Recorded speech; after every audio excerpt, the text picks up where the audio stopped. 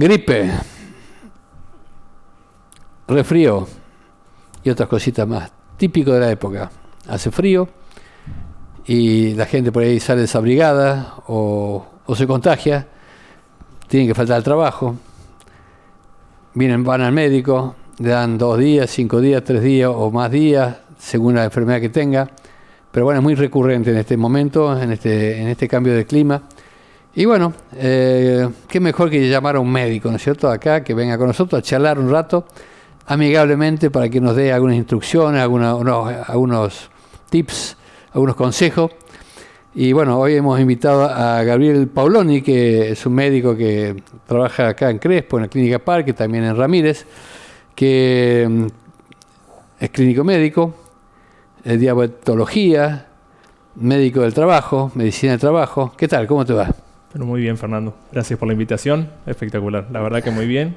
Así que para charlar un rato. Vamos a charlar un rato. ¿Qué edad tenés? Yo 40. 40 años. ¿Y dónde sos? Yo soy de Maciá. Maciá. Sí, soy oriundo de allá. De Maciá, ahí no están algunos seres queridos nuestros. ¿Y en Crespo estás hace cuánto?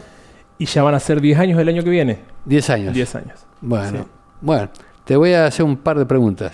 Perfecto, para eso estamos. ¿Cuántas obras sociales te Algunas. ¿Algunas? Bueno, Gabriel, contame un poquito cómo es el tema de estos fríos que los tiene todo de tantos meses de calor, que no venía frío y de golpe ahora viene el frío.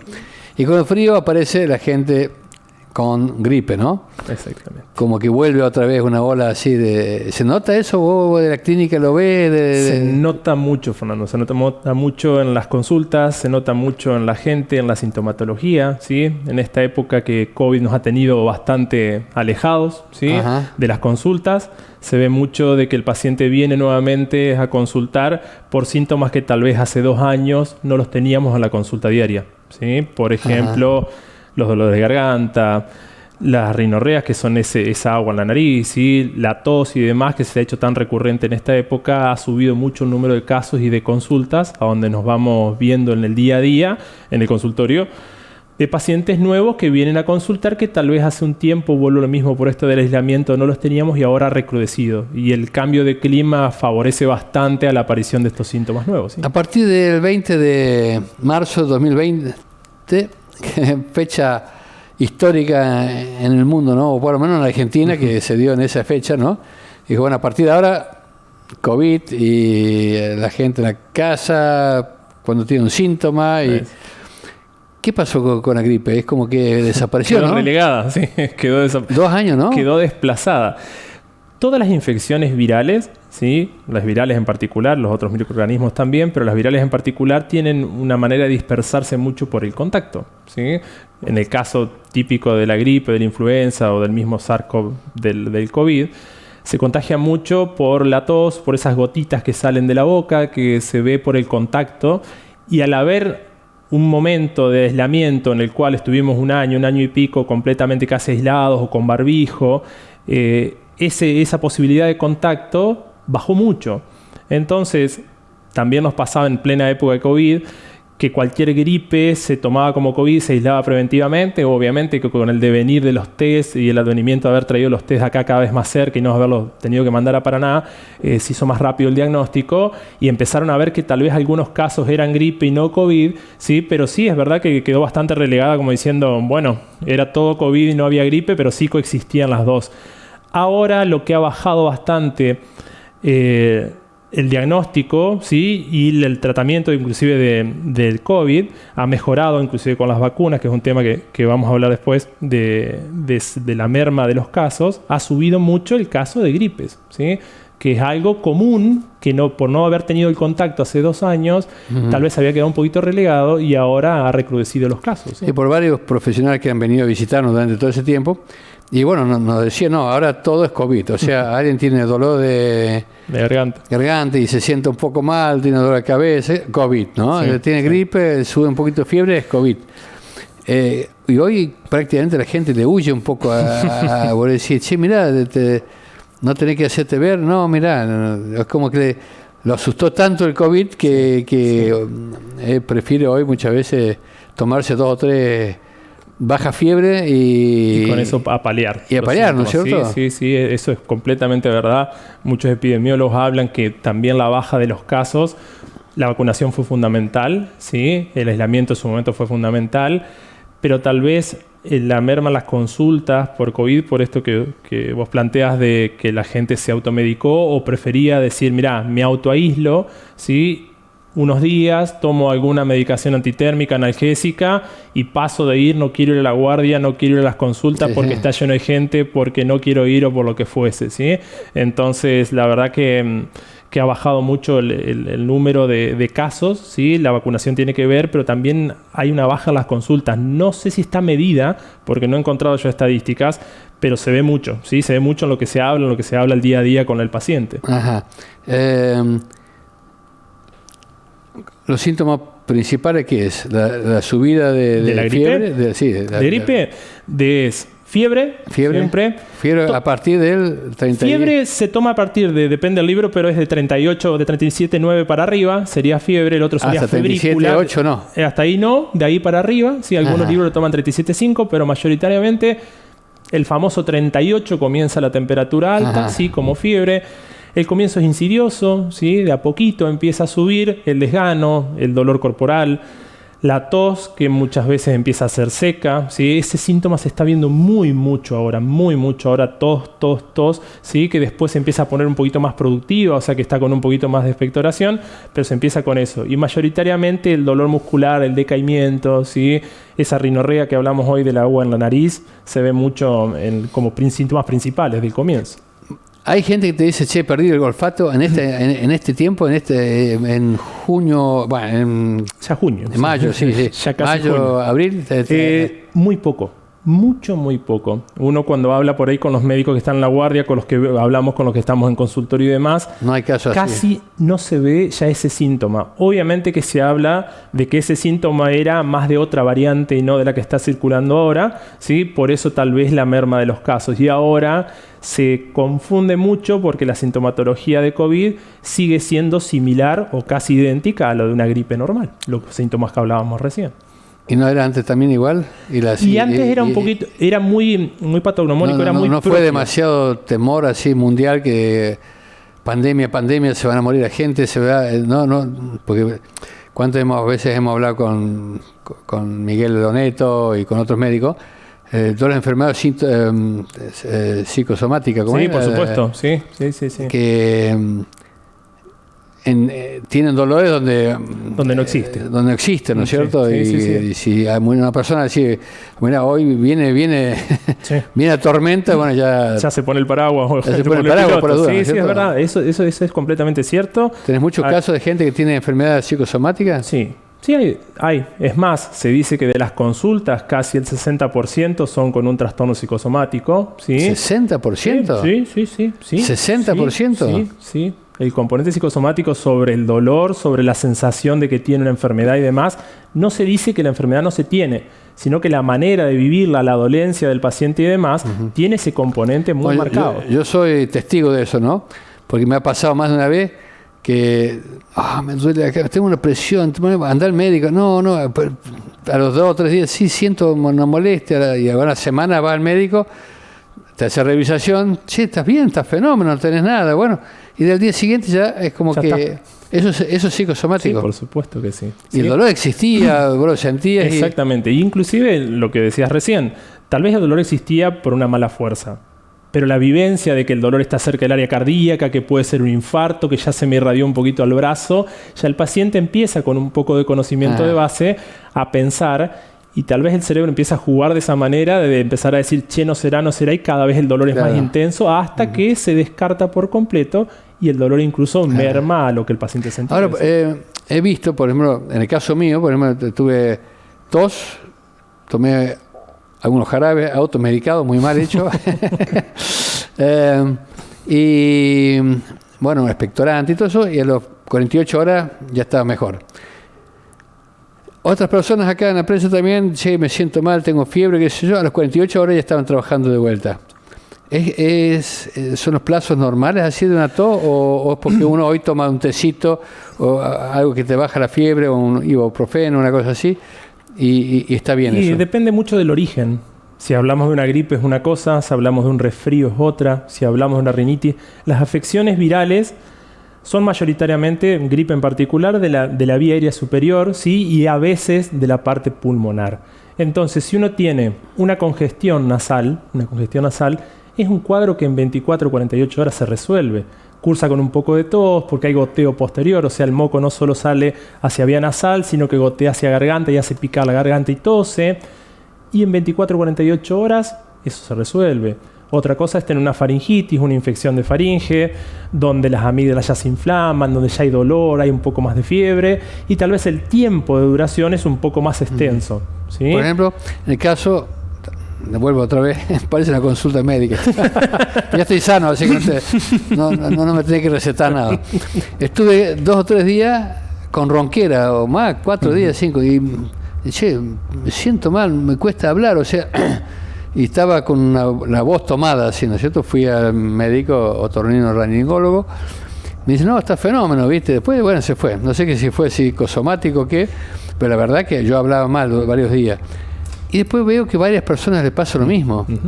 Es también algo, porque antes no vi tantos, por ejemplo, en la empresa hubo varios casos así. Exactamente, a lo que hablábamos recién. ¿Eso tiene que ver con la gripe o es otra cosa? Es una infección viral, no solo gripe. Porque gripe en definición es influenza. ¿Sí? Viral es porque es un virus. Porque es un virus que afecta la vía superior. Hay varios virus que afectan la vía aérea superior y una laringitis, si es lo que más o menos usted tuvo, ¿sí? Puede afectarse por un virus de la gripe o por otros tipos de virus que afectan la vía superior únicamente, no inclusivamente la influenza. En la post-COVID, ¿no?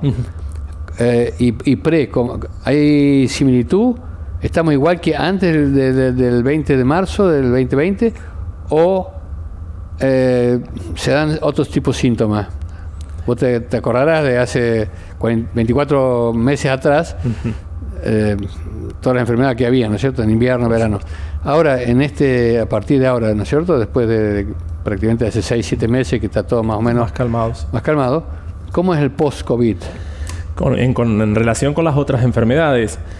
Y COVID ahora, lo que vuelve lo mismo, el virus tiene la capacidad de mutar, entonces el COVID cambió y las otras enfermedades ahora empezaron a ganar su terreno normal, ¿sí? Pero por un caso de ronquera, ¿antes había muchos casos de ronquera? Y había menos porque antes no consultabas, supongo, vuelve lo mismo, es imposible que yo dé la estadística básica porque no la tengo, pero digo, los pacientes que tenían una afección de vía superior, que tenían esa laringitis, que no podían hablar y demás, ya era una afección de vía superior. Entonces el paciente ya automáticamente pensaba que tenía un COVID y cuando después de los 12 primeros meses ya se autoaislaba o ya iba a consultar, o lo que hablábamos primeramente, no consultaba por miedo a que le dijeran que era COVID. ¿Sí?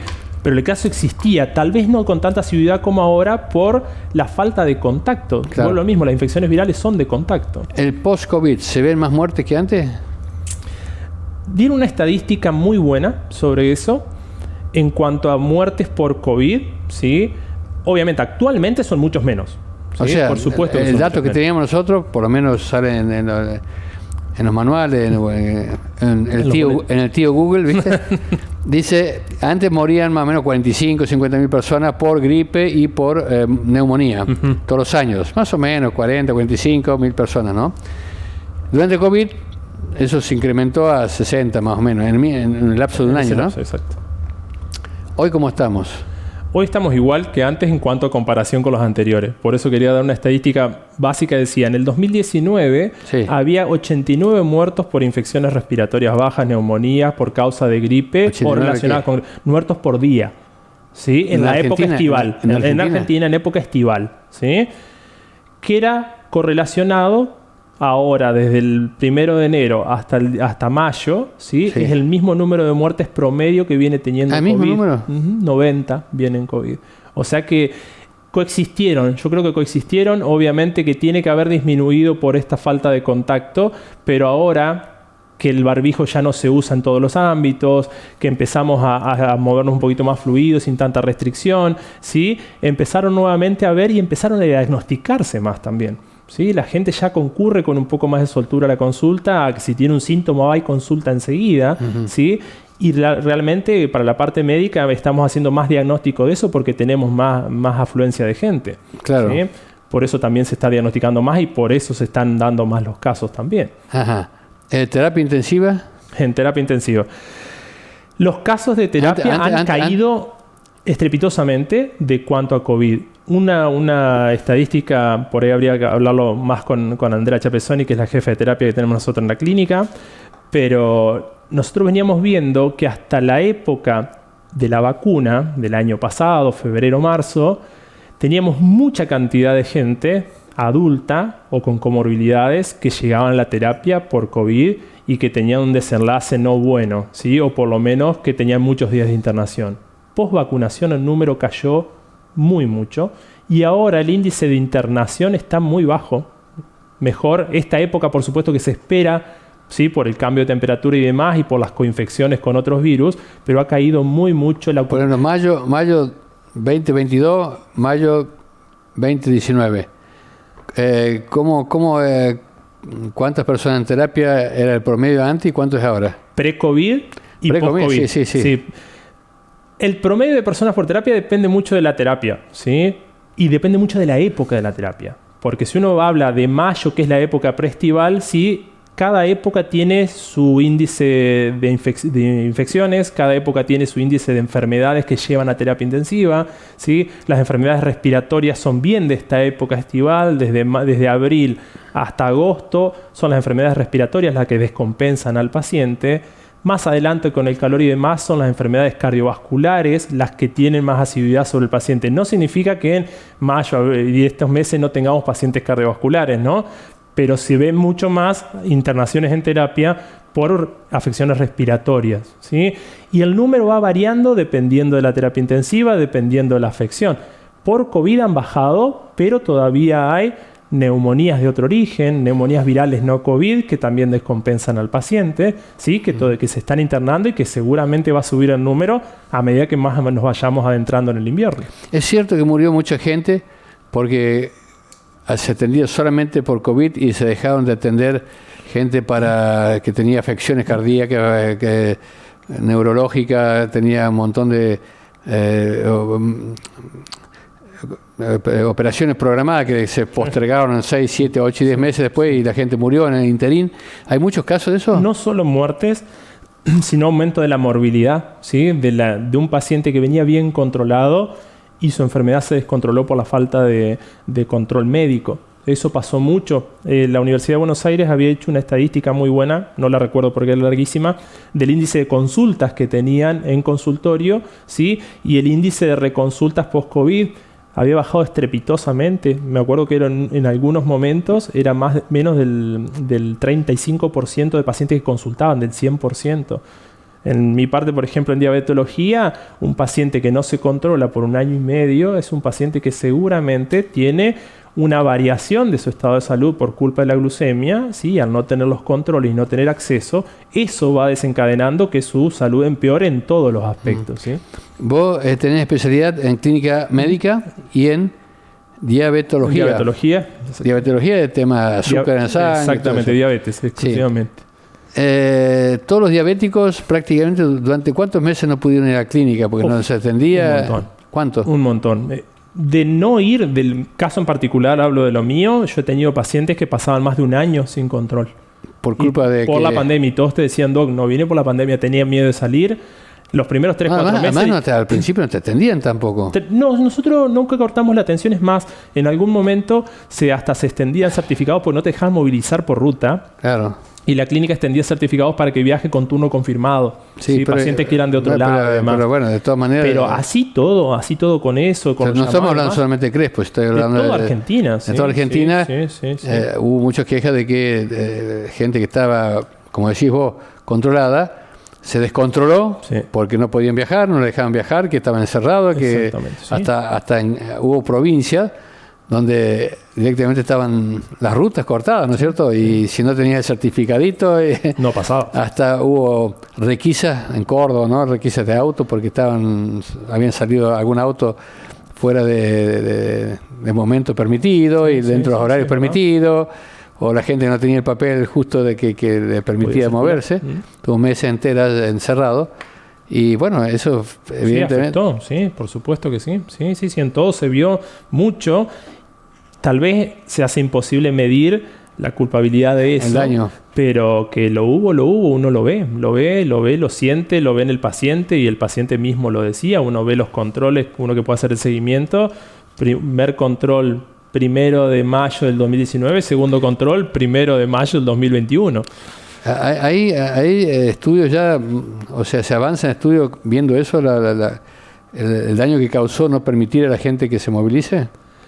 La verdad que no te sabría contestar, no te sé decir si hay un estudio hecho, sí, sobre eso no lo sé, la verdad que no lo sé. Sí hay estudios de que la gente no sé, que hay estudios que dicen de los no controles sí está estadificado, sí, y del índice de morbilidad y mortalidad de ciertas enfermedades también está estadificado, sí está estadificado. Sí, no sé los números. ¿Vos crees que se va a volver a la normalidad total? ¿O hay Qué gran pregunta. ¿O hay zonas que va a ser difícil remontar el tiempo perdido? Va a ser muy complejo porque la accesibilidad tenía mucho que ver con la movilidad, tenía mucho que ver con la economía del país. O sea, hay que entender esa parte también, que uno no conoce mucho de eso, pero tiene que ver la accesibilidad a la salud, tiene mucho que ver con la situación económica del país, a dónde está, ¿sí? Entonces, si no solo le afectó la movilidad, sino que hay un índice grande de personas que no tienen más acceso a la obra social o lo que fuere, también eso aleja del circuito de salud a las personas, sobresatura las entidades públicas y la consulta cada vez se hace más lejana. Claro. Sí. Tema de diabetes, que vos sos especialista en eso. Se dice que, no sé si un 60%, 50% de la gente no sabe que tiene problema de azúcar. ¿Es así más o menos? ¿O no es eso? La estadística argentina es temible ahora con el nuevo censo. Vamos a tener estadísticas un poquito más fidedignas, pero nosotros en los últimos 10 años subimos 3.5 puntos el índice diabético. Estamos en 9.8, estamos en 12.9 casi de la población es diabética en Argentina. Sobre 48 millones de personas, 5 millones y algo de personas son diabéticas. Y se dice que el 50% no se sabe que es diabético. Estamos hablando de que el doble casi de las personas, estamos hablando de 8, 9 millones de personas diabéticas. Pasa que hay muchos subdiagnósticos. Como usted dice, no llegan, no acceden, no se hacen el control y nunca vamos a llegar a diagnosticarlo como diabético, como cualquier enfermedad. Hay tanta gente que no se hace ni siquiera un análisis por año, ¿no? Un montón, de nada. Ni un control clínico, ni siquiera de presión. ¿Sí? Eso es que falta educación en los colegios, que dice, che, tenés que cuidar tu salud, porque si no tus últimos 30 años van a ser un desastre de tu vida. No hay una educación sanitaria sobre eso. La educación lo es todo, no únicamente en mi ámbito de diabetes, sino en toda la salud, y sería importantísimo que se dé desde la base. Yo creo que en esta época son los chicos los que nos cambian más a nosotros, la inversa de lo que era antes, que los padres educaban, los chicos nos educan bastante, y que un chico lleve esas buenas referencias a la casa del control y demás, habla de que pueda tal vez haber un cambio más adelante con la necesidad de llegar a un control, con la accesibilidad de ir a hacerse un control anual mínimamente. Ahí conozco personas que toman el café con leche o el mate y se meten 3 cucharadas soperas en él, y cuando decís, che, pero es medio mucho lo que te pones. No, mis análisis dan bien. ¿Es razonable eso o está incubando algo que por ahí puede explotar? La diabetes es un problema genético, puro, ¿sí? No por comer mucho azúcar uno se hace diabético, ¿sí? No siempre tenés que tener la genética. No todas las personas con exceso de peso son diabéticos, tenés que tener la genética. Por supuesto que si vos tenés una genética y a la vez apurás el gatillo de, con tu estilo de vida, dispararlo más rápido, por supuesto que va a aparecer antes. Y cuanto antes aparezca, peor siempre el pronóstico, porque cuanto más tiempo de diabetes, más daño, siempre. Pero hay que tener una genética, ¿sí? Hay personas que tienen la suerte genética de poder comer azúcar toda la vida y no tener niveles de azúcar de 80. Pero hay de familias donde todos son sanos menos uno, ¿viste? O menos 2, ¿viste? O sea... ¿En qué medida la genética tiene que ver en esto? Siempre. La genética nunca es lineal, nunca es porque el padre tenga una enfermedad, el hijo lo va a tener, o hay enfermedades que saltean una generación, hay enfermedades que tienen índice de incidencia, diabetes misma tiene poca índice de incidencia, 7%, 8% si es una diabetes 1 y un poquito más si es una diabetes 2, ¿sí? Entonces no siempre porque el padre sea diabético el hijo tiene que ser diabético directamente, ¿sí? Pero esa persona que come mucho azúcar y dice, no, total no me hace nada, porque nunca está bien. Nunca está bien. ¿Nunca está bien? Tal vez no le vaya a disparar una diabetes, pero el azúcar en sí no es un nutriente, no es un buen nutriente, para nada. Es una carga calórica excesiva que cuesta bajarla, ¿sí? ¿Qué consecuencia puede tener? Puede generarle otros cuadros, ¿sí? Por ejemplo, unas diabetes insípidas que se llaman, que no llegan a tener valores elevados, ¿sí? De azúcar de más de 100 y demás, pero sí que pueden generar un exceso de azúcar. Todo exceso en el organismo genera una demanda del organismo para el trabajo. Un exceso de azúcar genera que el corazón bombee un poco más de sangre para tratar de limpiar ese azúcar y depurarlo por el riñón. A un paciente que ya tenía una afección cardíaca le genera una mínima descompensación. A ver, repetime eso, a ver. O sea, que una persona que come mucho dulce no sube arriba de 100 en los análisis. En los análisis. Pero se llama diabetes, ¿cómo? Ese tipo de diabetes, lo explico de una manera más sencilla. Esas diabetes insípidas. Insípida. Hay algunos cuadros básicos, y es un problema neurológico básico que da ese cuadro de diabetes insípida, pero se le llamó así en un momento en el cual el paciente come azúcar, el azúcar se va a elevar, en cualquiera de nosotros no diabéticos va a pasar, y para bajar esos índices de azúcar yo estoy forzando a mi riñón, a mi páncreas, digo que largue un poquito más de insulina. O sea, el páncreas se fuerza un montón. ¿Sí? Hace que largue un nivel de insulina mucho mayor al que normalmente tendría que elevar. Y podría pasar después que que a la vez hace que el corazón, por ejemplo, tenga más ritmo cardíaco, más gasto cardíaco con el afán de limpiar esa cantidad de azúcar de la sangre a través del riñón, ¿sí? De filtrarlo por riñón si es que no llega a bajar la insulina. Entonces, y eso genera un gasto cardíaco innecesario. O sea, ¿sufre el corazón? Sufre el corazón, ¿El páncreas? ¿El páncreas que se puede venir una pancreatitis después? No llega con exceso de azúcar a una pancreatitis, ¿sí? No llega con exceso. ¿Con los años tampoco? No. Lo que sí puede generar, ¿sí? Es una hiperinsulinemia, ¿sí? Un aumento de esa insulina. La insulina es la única hormona en el organismo que nos baja el azúcar. Y la hiperinsulinemia por sí no es una enfermedad declarada, pero sí trae trastornos, por ejemplo, en el tejido adiposo, en la grasa. Y eso trae a la vez obesidad. Y ahí sí vienen otras enfermedades, ¿sí? Entonces todo trae su consecuencia. El exceso de cualquier cosa. ¿Al riñón qué daño le hace? Al riñón lo que hace es una sobrecarga, igual que al corazón. El corazón bombea más, el riñón tiene que filtrar partículas que no tendría que estar filtrando, ¿sí? Y hace una sobrecarga de esa función renal. ¿El corazón que le puede dañar? El corazón genera más gasto. En un corazón normal ese gasto se compensa, pero en un corazón afectado, con muchos años y demás, puede generar por el solo proceso de tener una sobrecarga por esto, puede generar una descompensación, un pico hipertensivo, una angina de pecho, ¿sí? Ese dolor previo al infarto, por culpa de haber tenido un exceso. Pasa con el azúcar, pasa con otros nutrientes también, ¿no? Pero en particular con esto, con el exceso, ¿no? Con el exceso crónico. Bueno, vos sos también médico del trabajo, ¿no? Sí, ¿Cómo se llama eso? Medicina del trabajo. Medicina del trabajo, sí. Médico laboral se decía en algún Médico laboral. Sí, exactamente. ¿En qué medida como médico laboral me imagino tenés muchas historias para contar? Varias. ¿Por qué algunos médicos a la misma enfermedad le dan 3 días y otros días le dan ¿cuánto? 10, 15. 10, 15 días. Qué gran pregunta. Todos te dicen que la medicina es un arte, ¿sí? Y cada médico puede prescribir, dar lo que interpreta en ese momento, ¿sí?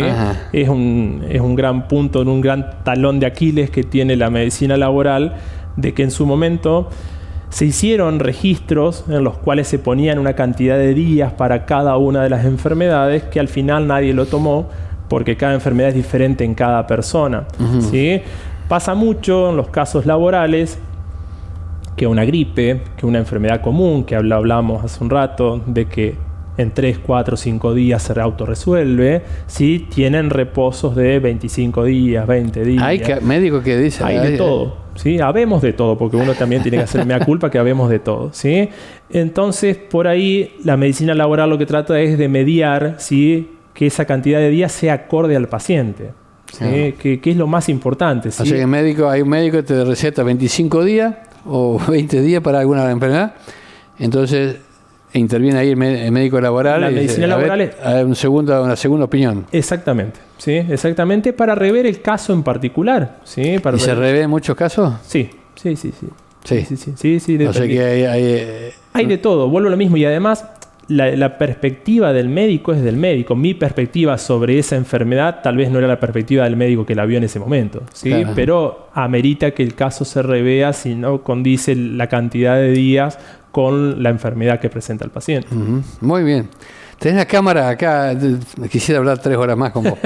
Se pasa tiempo volando, ya estamos totalmente en prácticamente media hora. ¿Algo que quieras comentarle o decirle? Tenés a muchísimos pacientes ahí frente tuyo, ¿qué le dirías? Que se controlen, ¿sí? El dato fundamental, que se controlen. Gracias a Dios en nuestro ámbito, en nuestra zona hay muchos médicos, excelentes médicos, con el que sea, con el que le tengan confianza, con el que quiera ir, pero que hagan un control, no solo de diabetes, de salud, ¿sí? Varones, mujeres, niños, tienen la posibilidad. Crespo es una ciudad que tiene mucha accesibilidad a la salud, ¿sí? Cosa que otro lugar no tiene. Que muchos lugares no tienen, sí, que hay que tratar de mejorarlo, pero que acá hay posibilidades de llegar al lugar. Tenemos los privados, tenemos el público, los dos andan muy bien. Tienen que llegar al control, todas las enfermedades, ¿sí? O sea que nosotros salimos en toda la provincia, ¿no? ¿Qué le dirías a aquel que está viviendo en un campo que no está viendo, ¿no es cierto? Ahí tenemos muchísimos telespectadores de zona rural que están en el campo, ¿no? Sí, que lleguen a un control, ¿sí? A su lugar que quede más cómodo, al que puedan llegar, ¿sí? Que lleguen una vez al año, ¿sí? Uno cuando lo piensa en dimensión son 365 días del año, estamos pidiendo 2 horas para un control de la salud, de la cual si la llegás a perder no podés trabajar siquiera, ¿sí? Entonces todas las enfermedades son bastante prevenibles, la gran mayoría, si se hace un diagnóstico certero y a tiempo, ¿sí? Tiempo y forma, dirían los abogados, ¿sí? Todas las cosas en tiempo y forma se hacen y se resultan bien. Un control te puede salvar la vida. Nosotros desde los medios siempre seguimos o anunciamos las defunciones. Hay muchas personas de 80, 85, 79... 83 años que fallece, ¿no? Hasta 90, ¿no? Pero también hay mucha gente entre los 65 o 55 y 65 años. Sí. ¿Vos ves incrementar ese número o no tiene? La verdad, yo no te podría decir porque no conozco la estadística argentina de cuánto está dando el índice de mortalidad en ese rango etario. No lo sé si aumentó en este último tiempo y demás. Han aumentado muchas veces. Una pregunta recurrente es: ¿por qué ahora hay tantos casos de cáncer y antes no? Sí. ¿Por qué hay tantos casos, doctor, de diabetes y antes no? Por el diagnóstico. Por el diagnóstico. Se diagnostican y se tratan, ¿sí? Los oncólogos dicen que el 100% de los cánceres se curan si se toman a tiempo. El drama es que hay algunos que es más difícil tomar a tiempo, pero fíjense qué gran respuesta, ¿no? Y que hagan actividad física. Gabriel Paoloni, muchas gracias. Gracias a vos por la invitación. En cualquier momento te vamos a invitar de vuelta. Cuando guste. Muchísimas gracias. Gracias a vos.